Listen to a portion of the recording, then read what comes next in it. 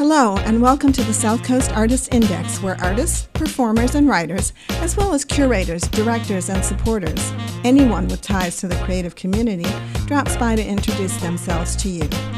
We'll talk about their beginnings, their vision, their passion, and so much more.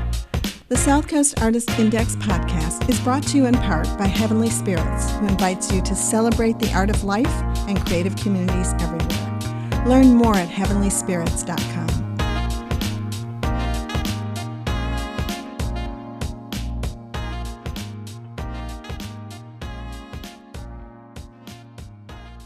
I am Kyle DeCiccio-Carey. The spelling of that's Kyle DeCiccio-Carey. I'm the director of the Millicent Library in Fairhaven.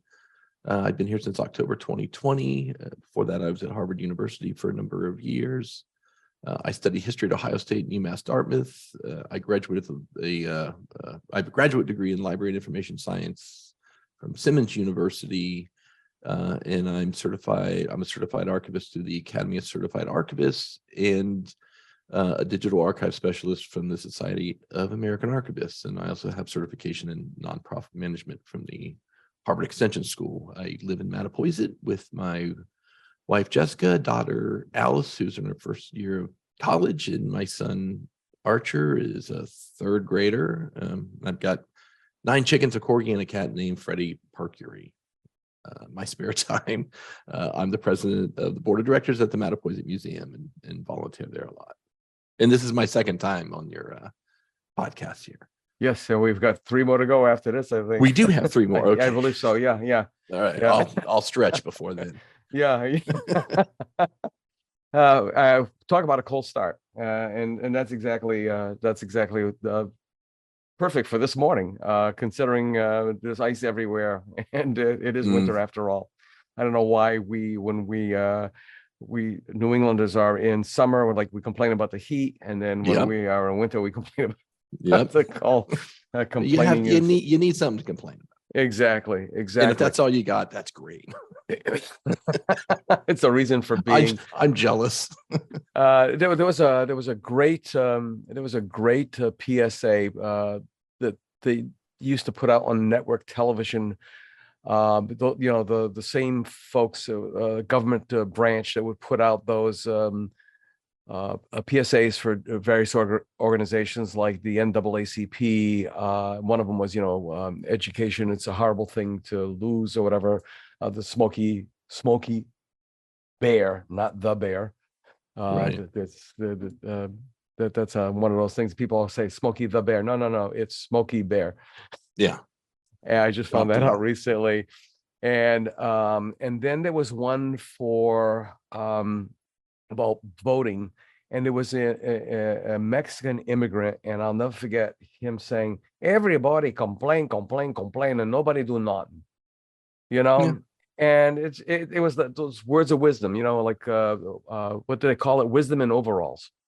Right. Yeah. No, it's not easy. I mean, but you gotta take a step if you want to make a change.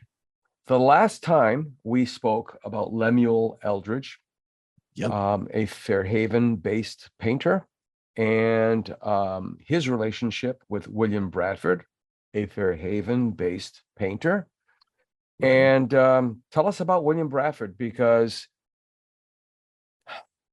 I think it's kind of cool that he's been an inspiration ever since I was a kid and saw the lithographs of his Arctic whaling disaster of 1871 prints on the walls of the Charles S. Ashley Insurance Company. I went by the original location and there was something else there. So either they are now defunct after all these years, or they've relocated. But tell us all about him. Well, I'll tell you some about him, because there's a lot about him. He was out there. He was pretty well known. So he, like you said, he was born in Fairhaven in 1823. And you're wondering, he was a direct descendant of William Bradford, the signer of the Mayflower Compact, governor of Plymouth, and so on. Governor of Plymouth Colony, rather. He described his education as, quote, quite meager. He helped his father in a store. I think it was a dry goods store his father ran, and I think that went out of business. He mentioned at one time when he and his father failed in their business, and he opened up his own store, his own clothing store. This is around the early 1850s in New Bedford. I think it may have been on Union Street. And he sold clothing to the sailors that were going out on whaling voyages. But so all this time he was like, he never set out, he said later in life, like he always enjoyed sketching and things like that, but he never thought of like becoming an artist. But he was always interested in learning to paint. And I don't think he knew how to go about doing it, but he said he learned to draw by copying from a book of English drawings over and over and over again. So he said he spent too much time doing that. He spent too much time painting to actually succeed in business, and he was right, because his business failed. So around that time, he had sold a drawing of a whaler for like $25. It's the 1850s. So I think it's too shabby. I don't know how that translates into today's dollars, but so a ship captain from Boston saw it at some point and hired him to paint, to do a work of a ship for him. And then another person hired, and then another person hired him, and people were seeing this, and they were hiring him, and he started getting paid around $100 to $150 for these paintings. So he opened up a studio on Union Street in Fairhaven, down near Union Wharf. And he said for 18 months he painted vessels for people, until he said the broadsides of the vessel grew absolutely loathsome to him. So he got tired of doing that, but he was making money. So at some point the Dutch painter Albertus van Bies had lived in New Bedford, and he had met him. I'm not sure how he met him or got to know him, but he took lessons from him. Bies he grew up in Rotterdam, and he was a marine and landscape artist. He was the official artist of the Royal Dutch Fleet at one point. So he took lessons with them, shared a studio with them. And after a time, he decided to go to Boston and try to, he opened a studio there, maybe thought he could do better, but he didn't do so well. Like, he just wasn't selling anything. And so there was a wealthy merchant that came in named Benjamin Roach. I think he was, one of the New Bedford ones. And he went to buy a couple of works for some friends. And he's like, oh, those are the ones I want. And he was like, oh, those are going to auction. I've already promised them at the auction. So this guy, Roach, was like, well, I'll just have to go to the auction and bid on them. So he did. And he ended up winning them for like, I don't know, $75 and $90 each. And he gave them to his friends, one was Augustus Lowell, who was a Boston Brahmin and an industrialist, and well known, in James Lawrence, which I think was the son of Abbott Lawrence, the U.S. Senator. He was a senator representative from Massachusetts. So when word of that got out, things got better for him. Suddenly everybody wanted his work. So a while ago, so in the late 1850s, the late 1840s, there was this expedition to the Arctic to locate Sir John Franklin's lost expedition. Franklin had gone there to explore. The ships became icebound. They got stuck. Nobody's really sure what exactly happened to him at the time, but there was like 129 people there that ended up dying up there. And it wasn't until like 2014 and 2016 where they found out where the wreckages of the ships were. But Dr. Kane, Dr. Alicia Kane, had gone up there in this expedition in the 1840s to try to find it, and he didn't find it, but he came back and he wrote a couple of books that were published in the late 1850s. Bradford had read those, and it just like he just like, I really want to go to the Arctic. I want to capture that landscape there. So he, through some connections, and he received funding in, I think, 1860, 61 to go up north. He didn't go all the way up, but he went up Newfoundland, maybe in that area. He made several trips between 1861 and 1866. In 1864, he took a photographer with him, William Pierce, and Pierce ended up taking like the first photographs of icebergs that we have, or most people hadn't seen things like this. So he did that for a while. He did some traveling, and during this period, he, in the 1860s, he worked out of a studio in Fairhaven. It's probably around the time that he met Eldridge too.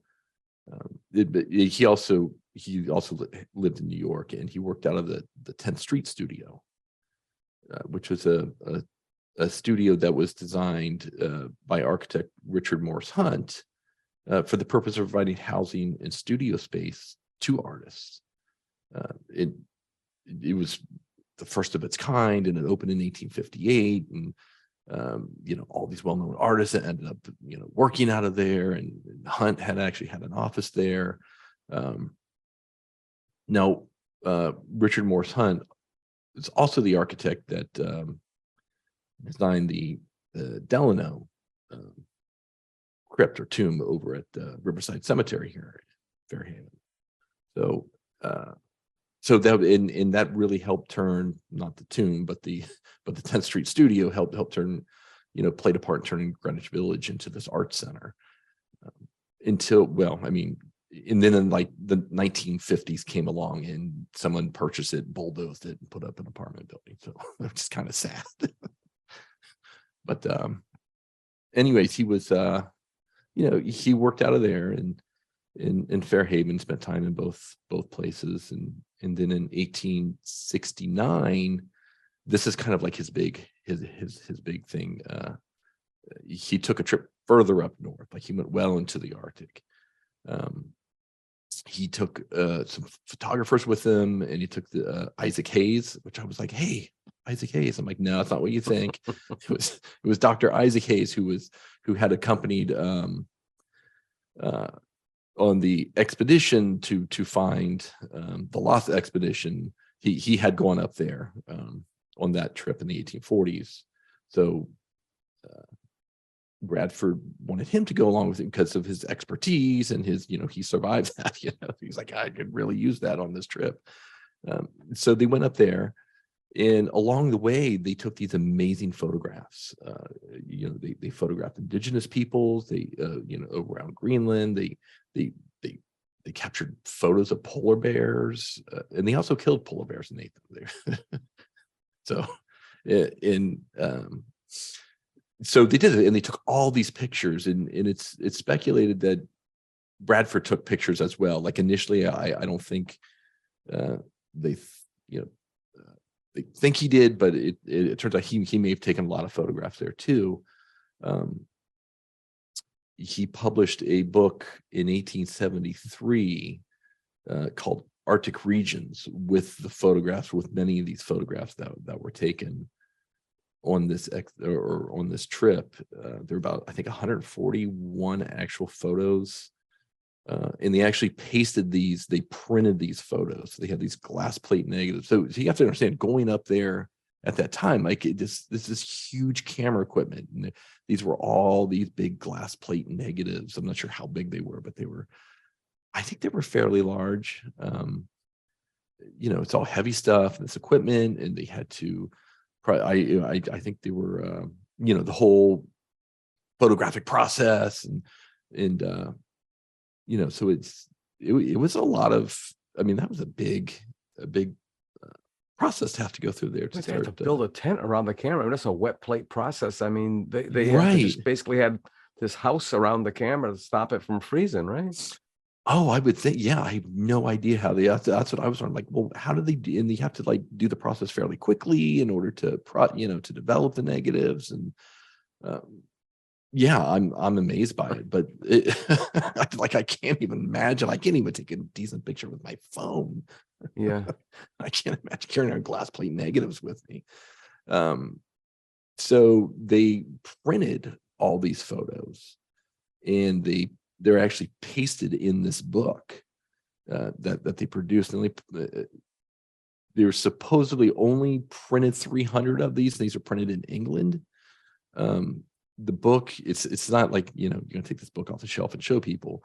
It's like 20 by 25 inches. It's super thick. It weighs a ton. I know, because we have a copy. I've listened. Queen Victoria purchased one along with some of his paintings. But so I don't know how many of these survived, because they were huge, and only 300 were printed. But the New Bedford Public Library has one, and the Whaling Museum has one, which I think is phenomenal. The one that we actually got from Bradford's daughter. So in about 10 years ago, the Whaling Museum published a new edition of the book. Fortunately, they made a reasonable size, and I think where did they get funding for that? I forget the people's names. I'm blanking on it, but I think they had they funded to have this thing. Was it the Jacobs family? I don't think it was the Jacobs family. I don't remember. It'll come to me at some point. Are these images available online, as far as you know?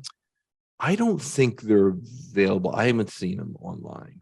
But no, the images are great. Like, they're fantastic. And for the book that was published, it's more, I don't want to say it's a coffee table book, because it's not. Like, I believe Bradford provided, all the text for it. He told stories in it, and some of the, they refer to the indigenous peoples as Eskimos, but I think they spell it in the French. I just lost my train of thought. Yeah, they were probably Inuits. Yeah. And so they did that book, and like I said, the one where the Whaling Museum published it, and it's still, you can check it out in the library here. Mm-hmm. They actually blew up some of the photos, so they're bigger than their originals that they appeared in the book, so you can see them better. But they're pretty stunning photos. And this is where it was often given credit to, I think, John Dunmore and George Critcherson. Those were the photographers that went with them, and I'm sure they took a lot of these photos. But now I think there may be evidence that Bradford took them as well. Yeah, I thought I also heard something about on one, at least one of the trips he did not go. He sent photographers or hired photographers. They brought back the work, and he worked off the photographs. But then again, Beardstock had people out in the Rockies, and supposedly a lot of the paintings that Beardstock painted, he never was there. That he worked from photographs that he had people take. So I don't know. Right. So that's what I wanted to talk about, is this whole thing about using these photos. He used a lot of these after they came in to do a lot of his work afterwards. And at the time, I mean, there was always this debate on photography being, is it art? I mean, since photography really became popular in the 1830s and 40s,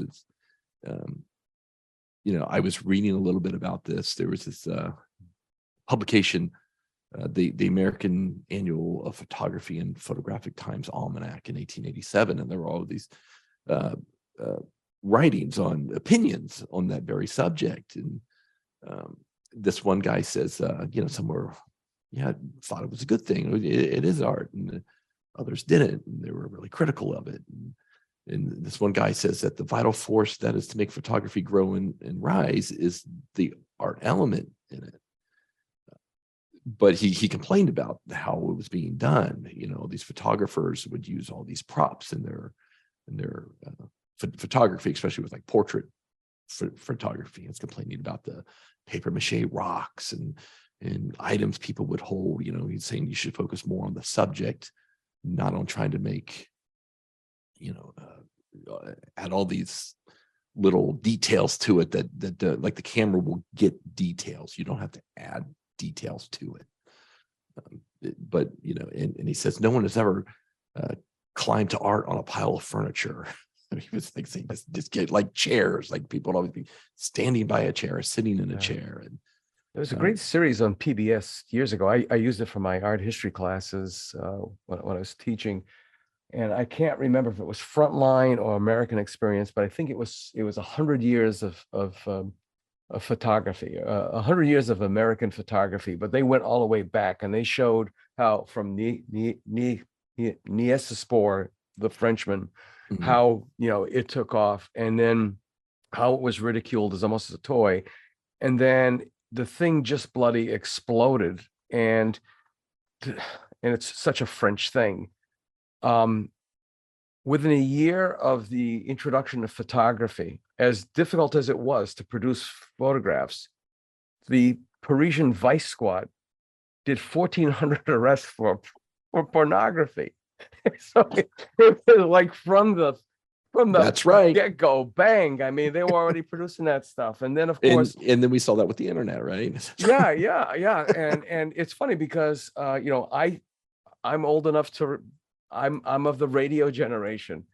You know, I'm on that cusp, and I remember going from the radio generation as it was transitioning over to the television, and basically television was just radio with pictures, and they just made those adjustments. It was weird. So it was radio with pictures, and then radio, they did the dramas, which was theater with no visuals. Right. And they somehow worked out these crafts, these disciplines, and photography was the same way. Absolutely amazing. And then of course, you know, when I was in school as a painter, painting major, painting from a photograph was a no-no, because you were painting a photograph. You were not painting the subject in the photograph. To paint the subject in the photograph, you would have to go to the subject itself, because the photograph pretty much already gave you all the values, the tones, the composition, which was considered not proper. So it like you were just copying, right? Exactly. You're copying a photograph. Yeah. No, I took a couple courses in photography in college, and I loved it. I was like, oh, maybe I can major in this, but I was really bad at it. Yeah, I was wasting all this photo paper trying to get the decent print. I was like, I can't afford this. Yeah, I got stuck on pinhole photography. I found that amazing. And still, someday I'm gonna go back to that. Yeah. I want to try daguerreotypes and.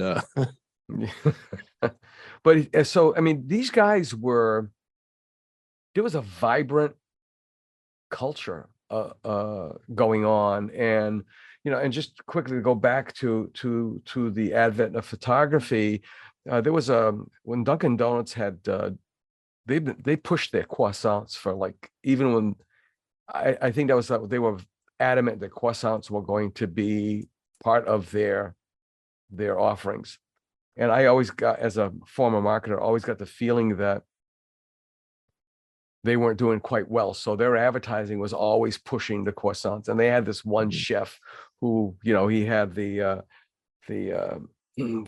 souffle hat on, and he had the medal around him, and he tastes the croissant. And the line was something like, "My career is ruined. My life is over." And I only could flash back onto that American Experience, or whatever that documentary was, on a century of photography. And there were painters who took headers off of buildings like the stockbrokers did in the crash.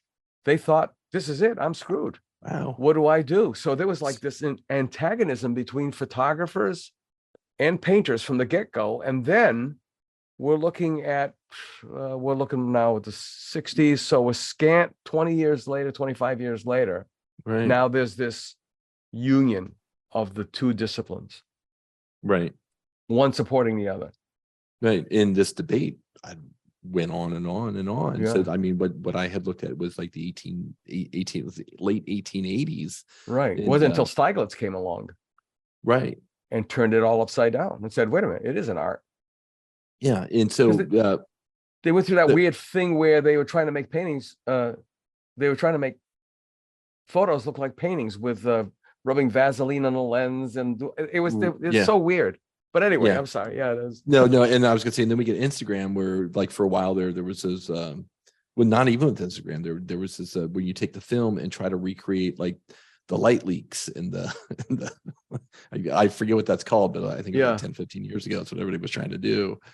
And then you had the Instagram with the filters. But back to this criticism that another critic was, complaining. He was just like, photography is not art, and which therefore photographers are not artists. And he says it just makes for bad art and bad photography. And he goes on to criticize photographers who complain when they're not recognized as artists. He says that they make themselves appear ridiculous and to the world of art, and they really throw discredit on their own occupations. And he compared photography. No, he's like, no, photography is a great occupation. Like tailors and bakers. He's like, it's a skill.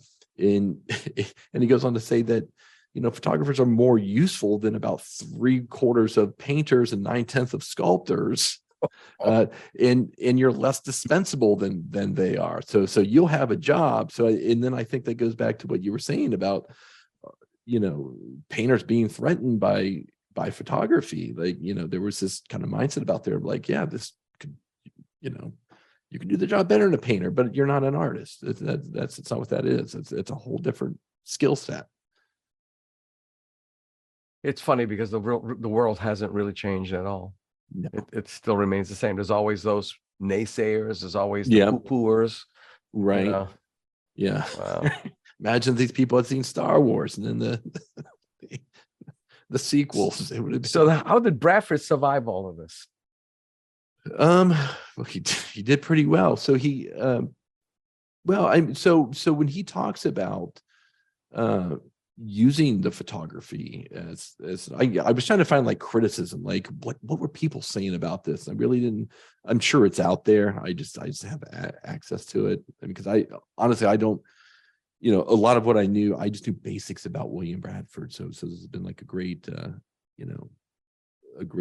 learning experience for me, and so I kind of focused on this whole idea of him, with the photography as art, but he talks about using it and he says that here's a quote from him. He says the wild rugged shapes in using a camera to do a photograph, indescribable and ever changing, baffle all description, and nothing can do them justice but the sun-given powers of the camera, and even that must fail in part, for until retouched by the hand, the glorious phases of color remain unexpressed.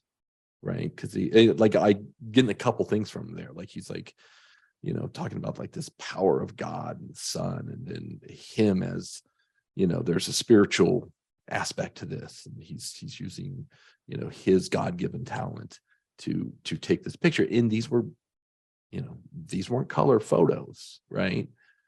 And so, he was saying that there's this power of the camera in the images it captures, and there's a lot of talent that goes into translating what the camera captures into art. And you have to give these images color and life, without actually standing there looking like in front of you. So you have to like look at this photo. It's, we call it a black and white photo, and he has to imagine what it's there. Like, of course he's been there and he's seen it, but did you recall that from memory?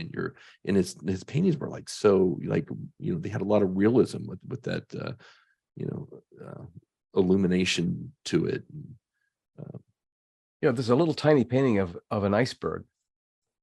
It can't be more than 8 by 10 in size. And it's a penetrating look at an iceberg and the colors that he sees in that iceberg. You know, most people will never see ice that is blue and green and yellow. Right. They, you know, to them, ice is ice. It's semi-transparent. It's, you know, a crystally kind of looking thing. So the environment that those icebergs exist in are play a big part in what the color of this reflective surface is all about. I know when I was doing my Arctic whaling disaster series, people were questioning, well, why is there all these warm colors? It's out there in the you know, in the north, and it should it be like, no, it's different, you know, it's totally different. Right. Yeah. And it's also, you know, I was reading this and I'm looking at some of these photos. I'm like, well, this is like such an historic record that we have, because, you know, we have these melting glaciers and icebergs that now, you know, we have this record of them. And not just that, but the indigenous peoples that he took photographs of and their way of life. And he, you know, he recorded, you know, they took pictures of families and their, you know, the different types of vessels and boats that they used. And I don't know if he did works of art on the people.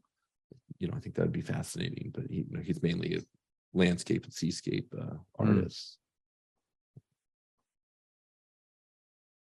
But you know, that there's that one painting that's part of the permanently exhibited collection in the Lagoda room of you know, one of the whalers on fire up in the Arctic, the sealers, you know, because they were also sealers up there. Yeah. And it's absolutely amazing to see the expanse of the landscape where scale is completely thrown out of whack. Yeah. You know, even the largest thing appears minuscule in that landscape. Right. But it was just, I mean, you know, right place, right time. I mean, you know, when you started off this podcast, you were talking about how he started, you know, copying sketches, sketching, you know, copies from English sketchbooks, books. Not a very auspicious beginning to all of this, and how he worked at it, and then he sells one piece, and it's kind of it's kind of weird because it's not about me, but there's a parallel there for me, that I had done a study of the Arctic whaling disaster of 1871 back in the 80s, right after I got out of graduate school. And in graduate school, I wanted to go and delve into this, but the thesis advisor wouldn't let me. He was pretty much, you know, former Marine drill instructor, believe it or not, in printmaking teacher. A weird combination. Yeah. And he's like, no, you came in here in your abstract work, you're going to leave here in your abstract work. And I was like, okay. Even though I themed my work, my thesis work on the Arctic whaling expedition, I called it Fire and Ice. And so I started doing this study, and it just remained in my studio, like, you know, forever. And then it was a holiday art fair where I decided, well, you know, it's a holiday art fair, I'm going to clean out the studio. My wife wasn't thrilled about it because she thought, what are you having, a garage sale here? Always put out your best work, so on and so forth.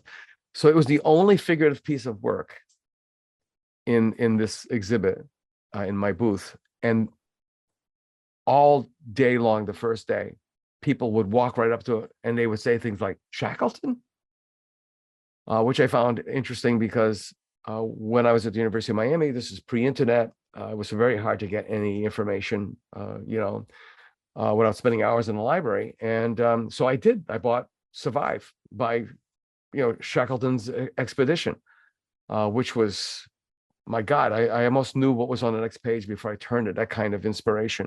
So anyway, finally a man comes up to me and a yelling whisper. Right. Okay. How much for that painting? Which one? The whaling one. And like, how do you know it was a whaling one? That was another thing that was kind of odd, right? Right. Because there was no reference to whaling. There were ships and there were guys in mucklucks and that kind of parkas and such. And he goes, "I'm buying it for my wife for Christmas. Just tell me how much. I'll give you the money as soon as I can get rid of her. I know she's behind me somewhere."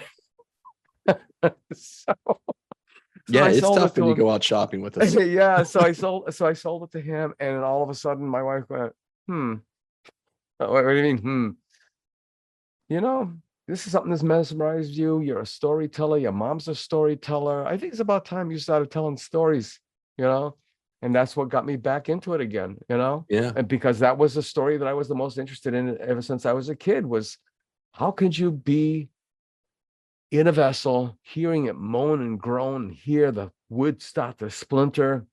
And I'm like, okay, plan B is getting off, taking the sails, making tents. We'll, hang out there, try to stay warm. Okay, what's plan C? Because once that ice starts to break, you're screwed, right? So Yeah. to me, it was always mesmerizing. It's like, how do you get out of this mess? It's like in these steps, you have to pre-think your way out of. Right. It was almost like a Boy Scout thing, be prepared. You have to be prepared for the next thing because Right. it wasn't going to be an easy rescue, Yeah. So I see Bradford's work, and he was an inspiration to me. Yeah. So Still is. but like, and I think he is relatable because you look at like when he talked about this, 18 months of just painting ship after ship after ship, and it was just like making him sick. But he, I mean, after a month or two, you think like, there's got to be something better. But he did it for 18 months. But it was like that. But he did it because he was paying the bills. But it was, I think we're all doing, like, we all feel like we're stuck in what we're doing, and there's just no end in sight. It's just like, it's repetitive. We're just doing this day, and we have a larger goal, and it seems like we're not getting there. But in fact, in reality, we are. It's just not moving as fast as we would like. I had an instructor, Ed Tonieri, who was one of the developers of acrylic paint, which is kind of a cool thing to throw out there. But he used to say, "Ron, you have to have a bread and butter series of work." What's that? That's the kind of work that, it's not going to hang in museums. It's not going to really sell at galleries and such, but it's called bread and butter because the average person is going to see it. It's, you price it cheaply enough, they buy it, it's going to pay the bills. But the danger is, if you do really well with the bread and butter, it's going to be really hard to disengage yourself and do your work. Mm-hmm. And I asked him, "Well, how do you do it?" And he's like, "Well, basically, nobody's ever really seen my work." I said, "But you hang in all these galleries, you've been in these museums, and he's like, no, that's not my work. That's my bread and butter. I'm just lucky that it appears that this is my serious stuff. The only people that ever seen my real work are my wife and my daughter." And it just, that always like stuck with me, Right. No, I knew somebody that was an artist. This was years ago, and he was like, yeah, I can't, he was putting his art on mugs and t-shirts and selling, like he would set up with his art and then sell those, and people were buying them because, they didn't want to, So, I guess things never change. No. And that's brilliant, because you can't, if you're going to set up at a show, whatever, to get in, and expect each one of your paintings are going to sell for, X amount of dollars, maybe or maybe not. But, if you got all these, people wear t-shirts, they drink coffee, it's like, you like that art, but I can't afford it, but I can afford that. Yeah. I was just thinking, as you were saying that, I could imagine if Van Gogh, what would his response be to seeing his Starry Night, or, for example, or the Yellow House, on mugs and t-shirts and so on and so forth? Would it make him happy? Would it horrify him? Or would he be like, well, at least I made it? Get right. Yeah. I mean, that's tough. I don't know. It would make a great movie, a great concept for a movie. Oh yeah. Just like a couple of years ago where they had a couple of Beatles related movies. There was one about this Indian prodigy, some sort of quirk in time where he was the guy who wrote all of the Beatles tunes. but nobody knew who the Oh, Beatles yeah, were. yeah, Yeah. It didn't make out very well. I think it's called Yesterday because it was like this yeah. weird wrinkle in time. Yeah, I never saw it, but I remember seeing the preview. So, yeah. Bradford, what about the end of his life? Because we're getting towards the end of this podcast. Oh, sure. Yeah. You know, I don't.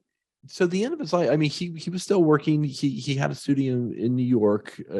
I don't think it was at the 10th Street studio, but he died there. Like he's you know, I read, you know, he was still active. You know, he was still doing things, but he's you know, some of the things that I read, and I think this is like trying to romanticize this idea of an artist. It's like he died alone in his In his studio. Yeah. I mean, the same thing was said about Eldred. Like he died alone, surrounded by his art and antiques. But no, he had pneumonia. They found him in this. I'm talking about Eldred. They found him in his, you know, studio, kind of half there, and so took him to the hospital where he died. But like Bradford, you know, another says things. No, he was with his family, you know, when he passed away, and it was 1892. But yeah, I don't recall anything. Now, Eldred took over Bradford's Fairhaven studio, not because of his death, but because he went back to New York and pretty much okay. Yeah, All and right. then Eldred had moved it from. I'm trying to remember. I think he moved it up. It was on Union Street. It went to Church. That's Went to where Church the Street, monument is. Yeah, which is like really a block over. Yeah, it was actually it was like a street behind his house or something, or Right. behind Eldred's house is where he had it moved because Yeah. his mother was, you know, I believe he was living with his mother, and they actually both got the flu in 1905, and she ended up dying from it. And Did the Hurricane of 38 take out the studio? Or was it just, you know, urban renewal kind of thing? Probably. I don't know. I was wondering that myself. Like, what happened in the studio? Like, I've seen, you know, everybody talks about it, but I don't know what happened to it. Yeah, because you know that's it's not a dead end, but if you can't go any further, you know, Church Street dumps out into the water, into the harbor. Right. Yeah. Excuse me. And the monuments on the left-hand side, which would be west, east, west. So that's south. The studio was on the south side of the block, and there's that monument there. So every time I walk by there with a dog, I try to imagine what it may have looked like, because the light in that specific section is really remarkable compared to other parts, you know, within a few blocks either way, because it's such an open space. Right. You know, and that makes such a huge difference comparative to if you come up a couple of blocks, now the light changes because you've got all these buildings blocking out the sky, you know, chopping up the sky. Yeah, which is interesting because Eldred ended up going when he met Bradford, and Bradford invited him to come to his studio there on Union Street because the light was better.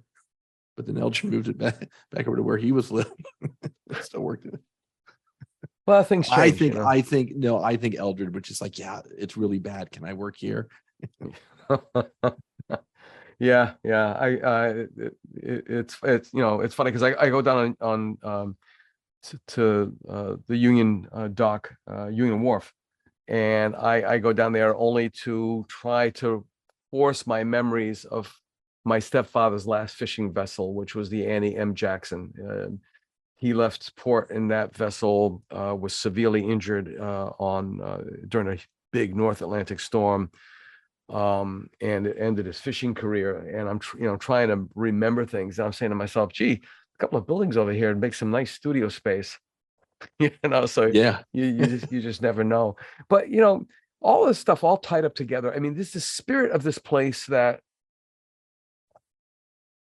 it's just now that people like you and I are talking about these people, these artists. You know, we're resurrecting their spirits, because for the longest time, this entire area was kind of down on itself.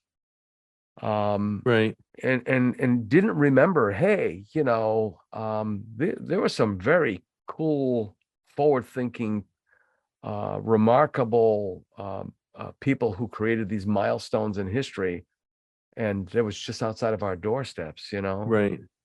Yeah, I recently talked to a friend of mine. He lives out in the Bay Area, and he's an artist, and I started asking him. I talked to him actually just last week, and I started asking him. I'm like, have you heard of William Bradford and Eldred? And he hadn't. And so as we're talking, he looks him up. He's like, oh my God. He's like, how have I not heard about this? Like he was, he's like, wow, this is amazing. Yeah. But I mean, there was like here in Fairhaven, there was Albenac who actually did a lot of work on Fairhaven artists and worked to bring, artworks into Fairhaven. But, again, a lot of this was pre-social media and things like that. Well, how do you spell his name? I believe it's Benac. Benac. So it's Al or Albert? Al or Benac? Albert, yeah. Yeah, okay. So yeah, I mean, it's like, known locally, in maybe some circles, I mean, it had been in the news and stuff, but when I think now, like you're doing this podcast is great. And I pointed my friend to it. He's like, oh yeah, this is, he's wants to listen to it. And, it's kind of homespunny, but I mean, that was the whole sure, purpose. yeah. People are like, oh, what are you going to ask me? It's just a conversation. I have no idea what you say is what you say is going to trigger me into, even for personal experience, which I think it might be relevant, and I always walk away learning way more, which I find that a privilege, that's for sure. And the biggest struggle has been to get the dead people. What? The dead people, trying to get somebody to speak for them, Right. And it's very relevant because, I mean, this is really the current generation is not the type of generation is going to go look for something in the book, and that's not a put down. I mean, I just heard something the other day that most kids get their news information from TikTok. It's like, okay, that's not news. That's conjecture. Right. That's right. Yeah, there's no valid source for that information. Actually, there are some museums that use TikTok really well. Really? I'm trying to think. I mean, I can't think of any. I think I'm sorry. I don't even want to like guess because right. But that's enough to get people to go scurrying looking it up. Yeah. So, and have you seen Google Arts and Culture? No. Google had gone around to all these museums and digitize works of art and painting, and you can these are really good scan. Like you can blow them up and really get a look at the detail, and I believe you can look on there and see some works by William Bradford. Okay, that's great. As I remember, the Google Books was great until all of a sudden they put the sledgehammer to that about copyright and so on and so forth. So you'll find a book and it's like, you can't read it, or there's only a couple pages. You can go to your local library. Okay. If we don't have it, we'll find it and we'll get it for you. Okay, that's excellent. That's excellent. Yeah. Okay, let's start to wrap this up. Okay. What do you want to say about Bradford? Let's bring in Eldred as well, and then how would you like to who's next? That's a very good question. I don't know who's next. I mean, I've got a list of people.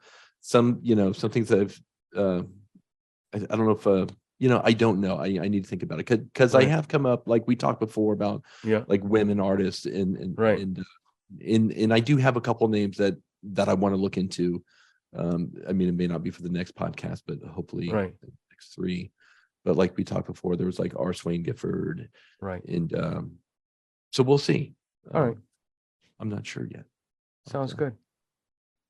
All right, so let's wrap it up. This has been excellent. Yeah, this is great. I mean, really got me stimulated to a couple of things. Emotionally, when you opened up pretty much about his struggles, and it's like everybody wants to catch that break.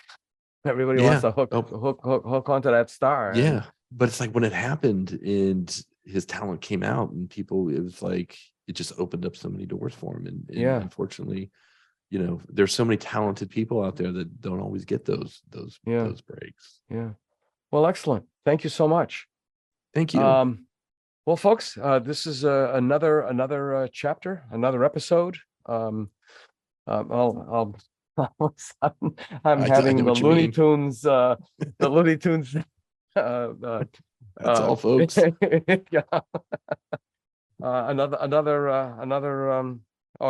The tune is running through my head, but I can't remember all the words. But on with the show. This is it. This is one of the words. So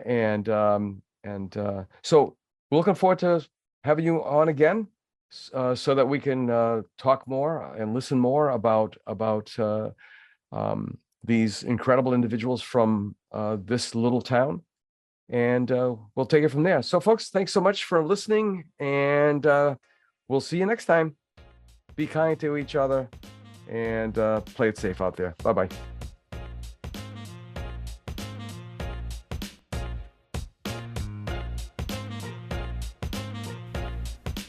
We'll see you next week for another episode of the South Coast Artist Index podcast. To learn more about the South Coast Artist Index, visit theartistindex.com. Find us on Facebook, Instagram, and YouTube. Be the artist you believe you are, and let's take care of each other out there.